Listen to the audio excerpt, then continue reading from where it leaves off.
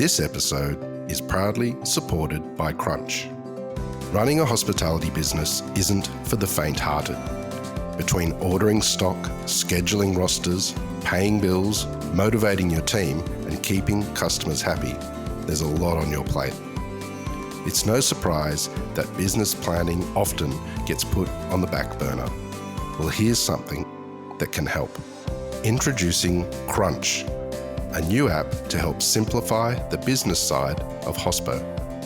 With Crunch, you get access to practical, bite-sized education, proven strategies, and a supportive community of hospo owners just like you. When it comes to the Crunch, if you're looking for proven ways to build a successful, sustainable business, Crunch has you covered. Try Crunch now. To get 14 days free, just head to crunchhospo.com.au. I'd like to acknowledge Australia's First Nation people as the traditional custodians of the land, and for this episode in particular, the Darawal people. I pay my respects to their elders past, present and emerging. I'm often called a workaholic, and, I love the days that I've done an hour of work before the sun sort of pops its head up in the morning. And, I love the fact that it's the last thing I do before I go to bed each night. And the thing that I love most is that whilst we're almost a decade in, this is only just the beginning. This is Over a Glass. I'm Shanteh Wale. Dean Martelozzo, together with his 3 friends, founded Wollongong's first distillery. It's called Headlands Distilling Co, and named after the coastal rock shelf that extends to the sea on the south coast of Sydney. It is a beautiful place to live and to craft a range of premium spirits. G'day, Dean. Thanks for joining me. Hey, no problem at all. I was thrilled when I first saw a product from Headlands. First of all, I thought, surely Headlands, it can't be my Headlands, which is how I like to think of it because it's where I've grown up. And I was just beside myself. I was so excited. Tell me a little bit about your career background and how you found your way into this industry. Well, I guess it depends which career, because I've got a few, but I think the easy way to sort of get into this is to almost tell you a bit of a story. I'll try to keep it short, but probably, I'll likely be starting back further than you would have expected, and probably in a different spot. But let's buckle up and see how it goes. So I guess when I was in high school, I sort of started surfing and snowboarding, and for obvious reasons, absolutely loved it. Fortunately, one of my best mates, Tom, who's actually one of my business partners in Headlands, but that's skipping ahead a little bit. He has Austrian background, so he's on a plane every Aussie summer or two to go back to Europe and go skiing in the Alps and seeing the family, that sort of thing. And after a few years, he and more likely his parents, they sort of got sick of hearing me invite myself, and they decided to actually extend an offer out to me. So after finishing school, I went over for my first season, and I got back the day before university started. So, obviously at the time, uni wasn't the biggest preference in the world, being, a young 17-year-old. And at this stage, I started my commerce degree, and I did a double major of economics and finance. I've always had a bit of an interest in business, and they're just sort of the topics that sort of brought me along. But while doing the degree, the memories of the Alps were always on my mind. I was 17. All I wanted to do was get back over there and live the European dream. So I was working at a local surf, skate and snow store here in Wollongong. Just wanted to save money, and then 2 seasons later, I went back over for another season. So I get home for my second season, and I had 1 year left on my degree, and obviously I'm putting all my time and effort into sort of the degree. A little bit of it went to planning what I'm going to do after it. After I finished, I sort of did what a lot of Aussie guys and girls do, and decided that I'll go back in Europe. So I figured I'd start off, I'm getting there in the European winter, so it's natural to try and go to the Alps. And this time I decided to mix it up, and I started off in France. So I quite literally bought a one-way ticket, and I told myself, you know what, I'll spend the first few months sort of in France in the Alps, then I'll explore the rest of Europe after that. Unfortunately, that plan didn't really work out because I had a pretty heavy accident in the terrain park. I broke my back and I had a severe traumatic brain injury. And to cut a long story short, not worrying about the the hospital side of things, that definitely ruined the dream that I had planned. So I was in a French hospital for about a month. Then I flew back to Australia. A few months after that, I was ready to leave the Prince of Wales, but I was leaving as a different person, because this time I was leaving as a paraplegic, and I was definitely leaving with a brain that wasn't as strong as it used to be. Holy shit. I'm like floored. So this was a skiing accident? Well, snowboarding, but yeah. Okay, no. That makes a difference. That makes a difference. And so what happened? I mean, can you tell me about, what happened? Well, yeah, I was in sort of the train park, and obviously sort of going through, I'd spent, like, I was quite comfortable on the mountain, and sort of, hitting a bunch of jumps, and just trying to, get better effectively. And I actually, when I mentioned the sort of brain injury, I actually don't remember the sort of day of the jump, the few days before, or, the month after. But talking to my friends that I was sort of living over there with at the time, we basically, it was just a day like any other. We went out, we were riding, and we thought, oh, we'll actually go over, because the resort that I was living in Val d'Isere, but it's quite a big resort, and Teen is another ski resort that's sort of connected to it. So we went over to Teen to go to the new line of jumps that they'd opened in that terrain park. So this is just based on what I've sort of heard, but apparently the entry into the first jump was quite sort of, I guess, shallow. It didn't have a steep entry, so you couldn't generate enough speed. So I'm speculating that I didn't have enough speed. I then landed on the sort of flat section. I didn't make it down, past the knuckle and down where I'm going to actually sort of have a bit of momentum. And so I'm guessing that I landed on the flats, and then I went, oh, I need a lot of speed for the next jump. So that first jump had quite a steep landing. The next one had quite a steep landing. So I was able to generate quite a bit of speed. And instead of landing where I should have, just after the knuckle, I went significantly further. The guys estimated that it would have been about 15 meters horizontally, and probably a fall of about 15 meters vertically. So I sort of landed. I landed on. I'm guessing that I sort of skipped out, hit my tailbone, and then that's what went through and sort of had the impact on my back. I broke it in 4 places, and then I'm guessing that I also sort of had like a bit of a whiplash sort of effect, where I fell backwards and hit my head. Fortunately, I was wearing a helmet, because the doctors said they guaranteed death without it. But it's that was kind of the start of the next part of life, I guess. Wow, I mean, and wearing a helmet back then, that's kind of rare, hey? There wasn't a huge amount of people that sort of were. It was starting to sort of become a bit of a thing, because similar to myself, a lot of people were waking up and realizing that there's dangers out there. Coincidentally, it was actually my second brain injury. The first one was snowboarding, which is what got me onto. The first one was skateboarding, which is what got me onto wearing a helmet in the first place. But it's I guess it was relatively uncommon at that stage. I mean, it's pretty poignant that you're bringing your story now as we're all watching the Olympics and watching these amazing athletes do these things, and we kind of forget, like, there is so much danger in all of these extreme sports, and good on them for pursuing it. But man, I can't help but think of all the parents, Yeah, but it's, like, sort of the way that I look at it. Yeah, like, it absolutely sucks, but life goes on. Nothing I can do can change it. You've just got to make the most of this day going forward. And the risk is always there. I wouldn't want to live my life wrapped in cotton wool. So I knew the risk was there. I took the risk, and unfortunately I got unlucky with it. So tell me, you spent some time in hospital over there, then you come back. You said you're at the Prince of Wales, is that right?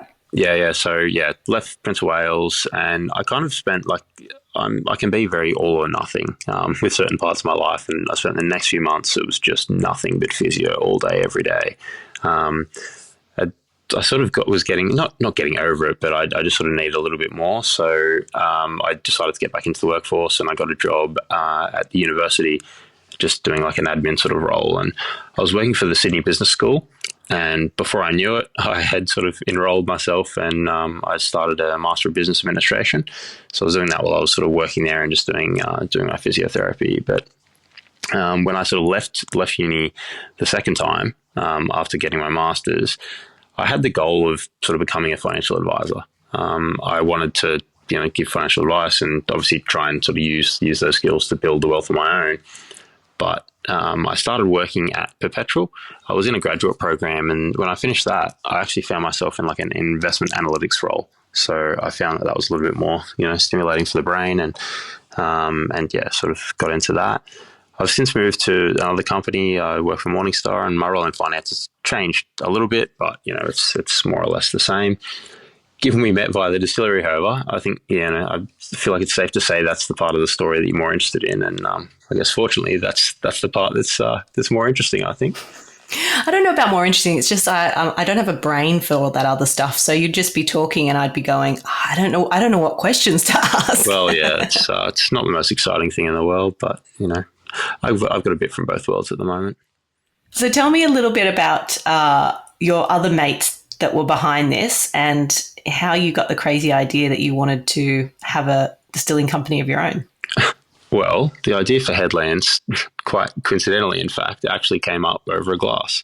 There might have been, a bottle or two in there at the time. I'm sure there was some beer or whatever, but the idea first came up, we were actually sort of sharing a few drinks. So I mentioned Tom already, that I was sort of visiting Europe with, but Locke and Jared were there as well. So we were just sitting there, chatting about how everything in life was going, and solving all the world's problems. Obviously, as I'm sure every group of boys in their early 20s is going to sit there and do. And the conversation just sort of rolled around to our studies, because at the time Tom and Locke, they were completing their PhDs. Jared was at uni. He was doing his honours in it was in organic chemistry. So one thing sort of led to another, and we decided that all of a sudden the contacts that Tom has sort of made with a lot of farmers out in New South Wales. He was sort of doing a lot of research out in the wheat belt in New South Wales. Then Jared's background in organic chemistry, and Lockie's sort of experience and expertise in chemistry and engineering. My background in business, obviously it was only going to lead to one thing. While we're sitting there, we're having a drink, we're like, well, let's make our own. We wanted to, start a distillery and take on the big multinationals that everyone in the world was sort of used to. So what were you drinking at the time? Was it, what spirit was it? If I'm honest, I couldn't tell you. It was just a night. I'm sure there were a few different spirits that were sort of, going around, and like I mentioned, there's probably a beer or two, but it's, I can't remember exactly what we were drinking, but, when we woke up the next morning and it still felt like a good idea, we were like, oh, maybe that's a sign. And, we thought that it'd be rude to hesitate, and we decided to jump straight in. Given we're 10 years down the line, I feel like it was, it was a pretty good decision. We're definitely happy that we did. I think that's cool, because there is a time, I think, especially when you're younger, where you have a big idea and you kind of put it out there. It's like if you speak it out loud, then it's out there in the world. And I've had a few of those, this podcast being one of them, where I kind of said it out loud and then thought, shit, I kind of need to follow through with it now, because I've said this thing and I have to do it. So a lot of times it does come from a place where you're feeling pretty brave and you've got your friends around you and you're like, yep, let's do something awesome. So a great place to start. Definitely. I think the hardest thing is actually, doing something about it, because, when you sit there and have a few drinks, there's always plenty of great ideas, but, actually implementing them is slightly more difficult. Definitely. So how did you go about it? Well, I guess it sort of started because we actually started in 2015. Like I mentioned, we wanted to take on the big international players in the industry, because back in 2015, there really wasn't that many Aussie distilleries around. Unfortunately, we didn't have a lot of money behind us, so we could only afford very basic equipment, a lot of stuff that might have been a little bit sketchy at the time, but over the years, we've been able to sort of grow and invest everything that we've earned. But like I sort of said, we just decided to jump straight in. Jared, he's a chemical engineer. He has sort of expertise in that sort of chemistry side of things, and he knew exactly what we needed. We just sort of jumped on. We sort of thought, we'd throw a few $1,000s in each and just sort of go for it. And I guess it was just going for it. And tell me, I mean, like you said, there wasn't a lot of these kind of micro distilleries kind of happening. Did you go to someone to get advice from? Did any of you guys have any mentors at that time? I guess, I can talk for myself, but I went to, a trusted advisor that I've used for many, many years now, Mr. or Mrs. Google. And, started off just basically reading, watching videos, seeing what we could learn. And we didn't really sort of go out and see a huge amount of people because at the stage there wasn't an industry in Australia. There wasn't really people to go out and sort of speak to. So it was in the early days it was really just sort of Google and some textbooks. Wow, how far you've come. That's pretty cool. So what was the first spirit and that you kind of produced? I was introduced to you guys through gin, but I'm a huge whiskey fan as well. But what was the first spirit and what was it like to hold it in your hands, that product, when you first made it? Well, I guess this one is a little bit paradoxical in a way because the whiskey was the first sort of spirit. However, the first bottle was vodka. So whiskey, obviously, it requires a bit of time in a barrel to sit there and age. So whilst we started putting whiskey down and waiting for it to age sort of in the early days, we decided, we'll start. We'll start with sort of some vodka and vodka is a pure spirit. It's purely just ethanol and water. So with vodka, it's a very easy sort of product to make, but it's very difficult to make it well. And we decided that we'll sort of really put some focus into that while we're waiting for the whiskey to age. And even just sort of choosing the design for our first bottle took us many months longer than it should have. I'm not sure whether you've seen it, but it's similar-ish to a Grey Goose and Belvedere bottle, but instead we've actually got the lighthouses of Wollongong. So if you look through the bottle, on the front you can see sort of the Wollongong's big lighthouse, and if you look through it, you can actually see the little lighthouse that's there in the harbour. So it's it was quite a moment to sit there and actually sort of start selling it. And it was even more surprising when people started tasting it and they kept coming back and they kept wanting more. It's so tangible to be like, hey, I made this, check this out. Like, I just think that that's so cool. But what I loved about when I discovered the range was that there was all these little nods to, Wollongong and the area. And then when I saw that you guys were working with Illawarra plums, I was just so thrilled because I was like, this really resonates for me. Growing up, I'm in the kind of further northern reaches, but I went to school at Wollongong High, and I just love how everything is kind of tied into the place that you guys know, and it is a really special place, So what was the next step in terms of, you've done a vodka? When did gin start playing a role?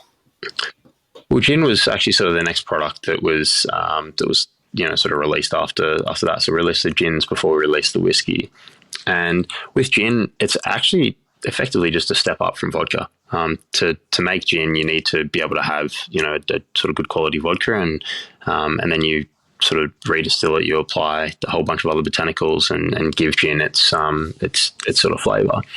But with gin, it's a little bit sort of interesting because gin is the flavor of the juniper berry. That's what people want to sort of taste when they have gin. And starting off, we wanted to have something that was a little bit different because if we're going to go in and we're going to try and compete with Tanqueray and Bombay and the big brands that everybody knows all over the world, it's just not going to work. Like, why would people support? Why would they buy it from us when they can buy a high quality product from big international brands? So we went back to talk to Google and had a bit of a look around, and we actually found a plant called the boobialla.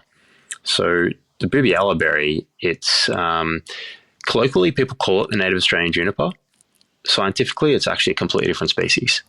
So we started with the boobialla berry, and it's a little bit grey whether you can actually sort of call it gin, and is it technically gin when it doesn't use any traditional scientific juniper? I'll leave that to everyone else to debate, but we wanted to sort of have something that was a little bit different. So we went with sort of the native juniper, and then we sort of kept having a bit of a look around, and we found the Illawarra plum as well.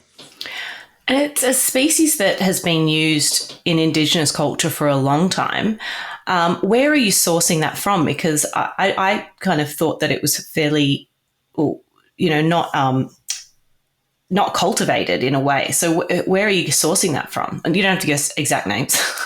No, I guess, yeah, I won't go into sort of, heaps of detail, but I guess the Illawarra plum, scientifically, it's not actually a plum. Similar to the native juniper, it's not a sort of juniper. The Illawarra plum, is not a plum, and it's a really interesting sort of product. So there's a whole bunch of different uses sort of for it that the Indigenous community actually sort of applied it for. I mean, traditionally it was a food.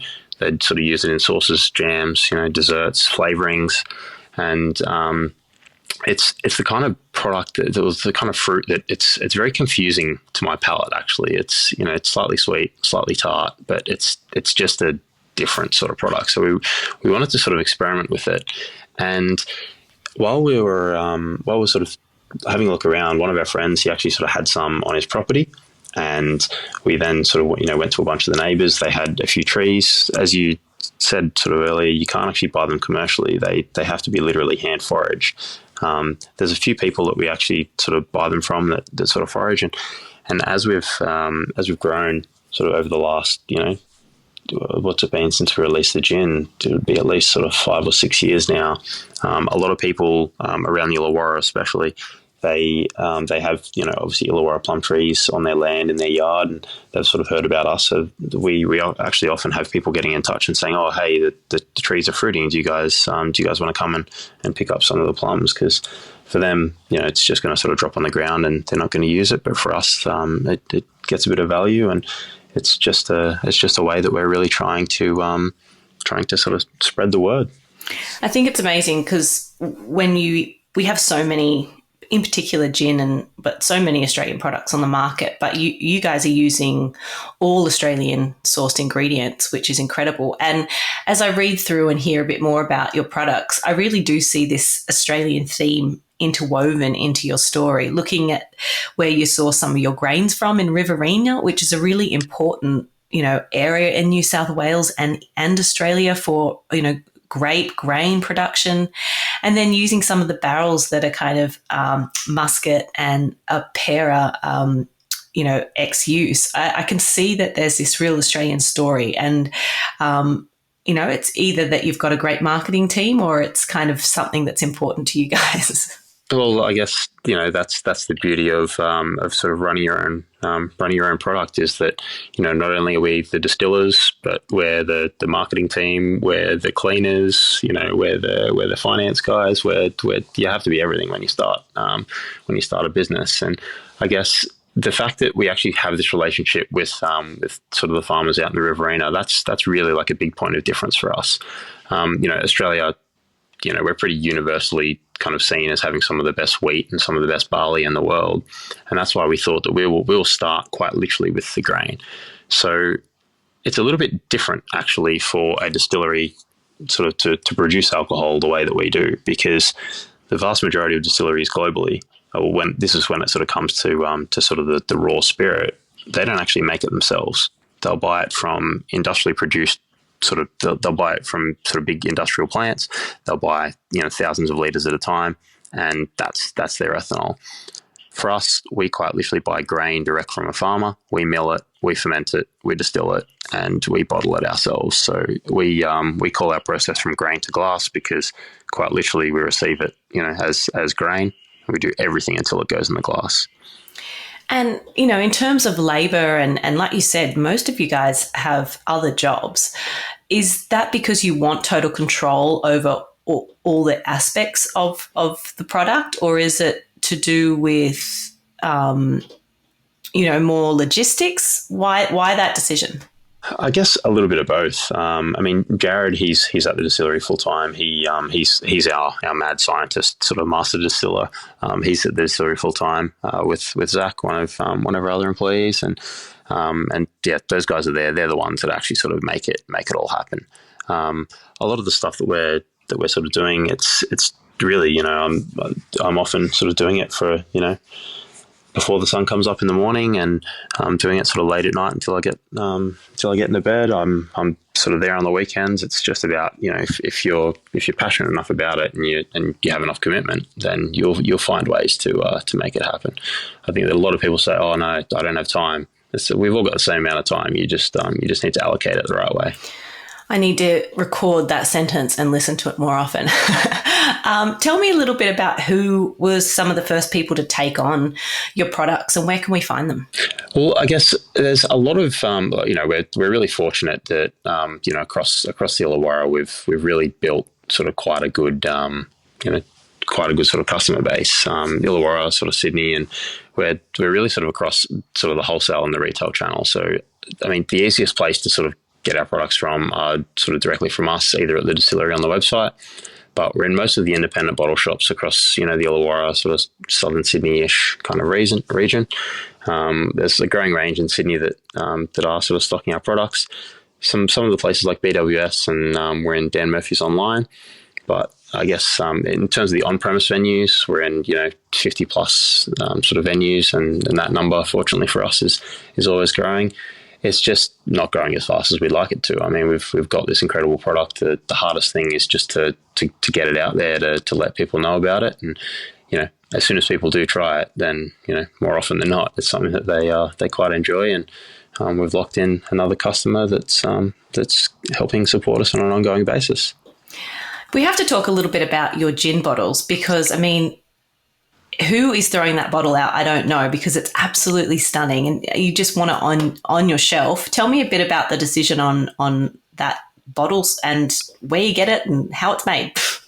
Well, I guess when I have to sort of again go back probably a bit further than you're expecting to explain the gin bottle, and to sort of give us that idea. When we go to farmers markets, or when we're at the distillery, we have little glass beakers that we use for tasting. The beakers really represent distillation. It's obviously a very scientific sort of process, and it needs to be sort of quite precise. The other benefit of it is that we're not using little plastic shot glasses that it seems like every other distillery and sort of winery and sort of beer brewery in the world are using, and then it's used for 20 seconds and then it's thrown away and it sits there for the next 500 years. So we have always used these little beakers that we take home, we wash, we reuse, and that would just sort of have less impact on the environment, I guess you could say. But from that, we were sort of sitting there, and we've always been using beakers. It's got that sort of scientific theme. We actually designed the bottle off a volumetric flask. So another piece of equipment from the chem lab, but a volumetric flask, they're quite thin. It's not really going to work. So we've also got quite good connections with the university, and we went there and we're actually able to use one of their 3D printers in the early days. We had a few different iterations of it to come up with sort of the idea of making it look the way it is, giving it enough strength. So, I mean, it's definitely not going to survive every time you drop it, but it's just to give it a bit of strength to hopefully protect itself if it does. And then, yeah, we just had to sort of start having a look at getting it produced. Wow. I mean, you guys really were kind of doing some crazy things from the offset, definitely not taking the easy route. And it certainly shows. It is a beautiful bottle, and you won't forget it once you see it, I think. And I think that that's really important, because it can, gins can get it lost on the shelf when you're trying to look for them and go, is that the one I had? It was a kind of, it was a clear bottle and it had black and white writing, So I think that is important. Yeah, and I mean that's exactly the thing is, like I said, if we're trying to compete with the big guys and girls in the industry, it's just the game that we're not going to win. We need to give people a reason to see it, a reason to pick it up, a reason to want to taste it, and that's just something that really helps us stand out. Tell me about going into business with four mates. How has that evolved? And do you still manage to get together and have those kind of nights where you drink together and come up with new crazy ideas? Yeah. I mean, we definitely do, and not as much as we'd like, especially given Tom lives over in Europe at the moment. But it's everyone always says don't go into business with friends, but from my perspective, it's worked quite well. I think we're all smart enough to know that we have different sort of areas of expertise. So when Jared is trying to explain to me about why we should do one process one way or another, and sort of on the chemistry side of things, it's kind of irrelevant what my opinion is in that scenario, because I don't have the chemistry knowledge that he does, and I can come up with ideas that might be, sort of from, I guess, outside the box, because I don't have that sort of chemistry knowledge, and sometimes I'm sure there's ideas that are there that sort of trigger different thoughts, but it's just about knowing what your skills are, and I guess more importantly knowing what your colleagues' skills are, because sometimes you're never going to be the person that knows everything. So just I guess take the knowledge from where you can get it. And stay in your lane. I've heard that many times before. I'm not so good at that. Yeah, I guess I'm not saying that we successfully do it all the time, but yeah, just as long as it's more often than not. They say, I think Federer came out recently and said that he's only won slightly more than 50% of the shots in his tennis career.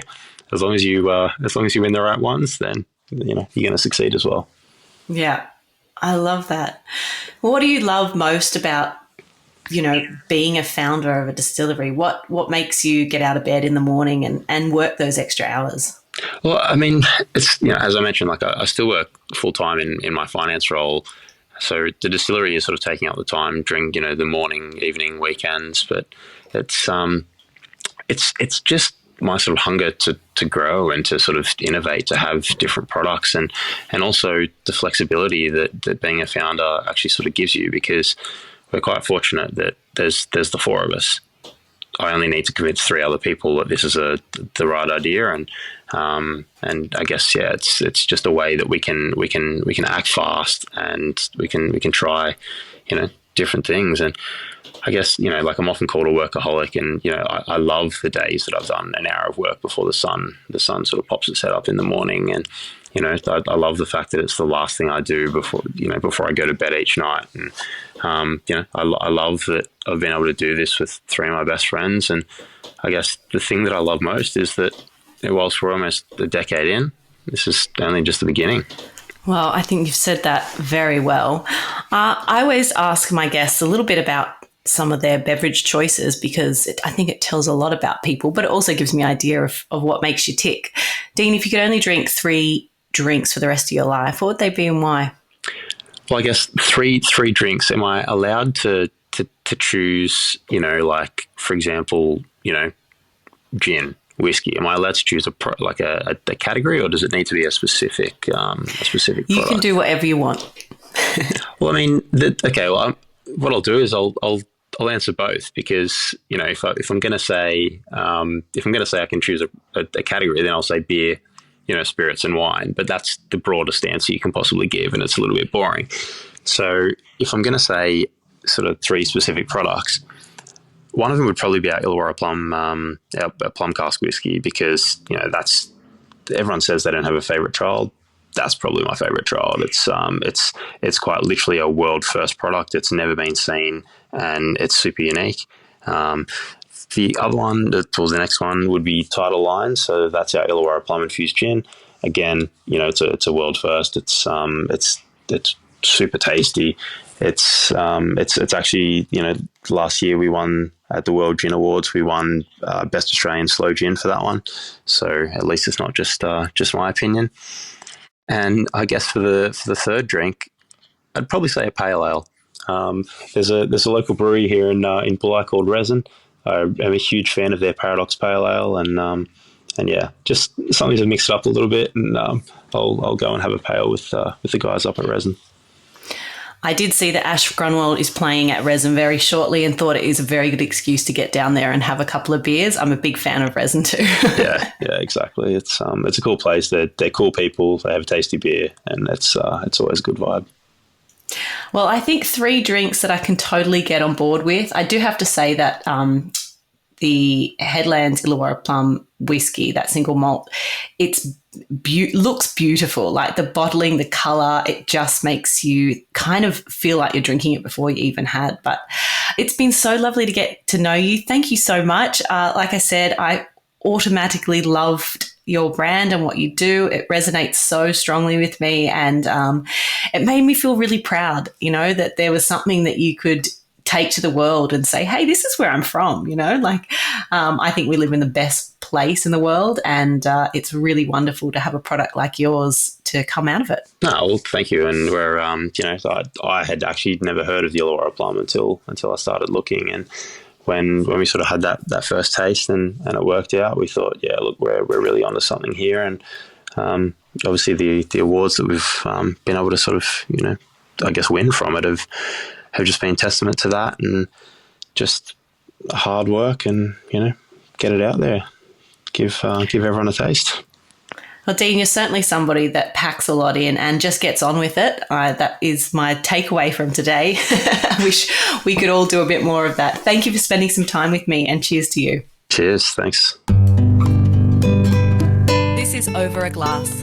I'm Shanteh Wale. Stay tuned for more stories from the world of wine and drinks. Listen in every Thursday on your podcast app. Follow us on Instagram @overaglasspod and contact us at overaglass@deepintheweeds.com.au.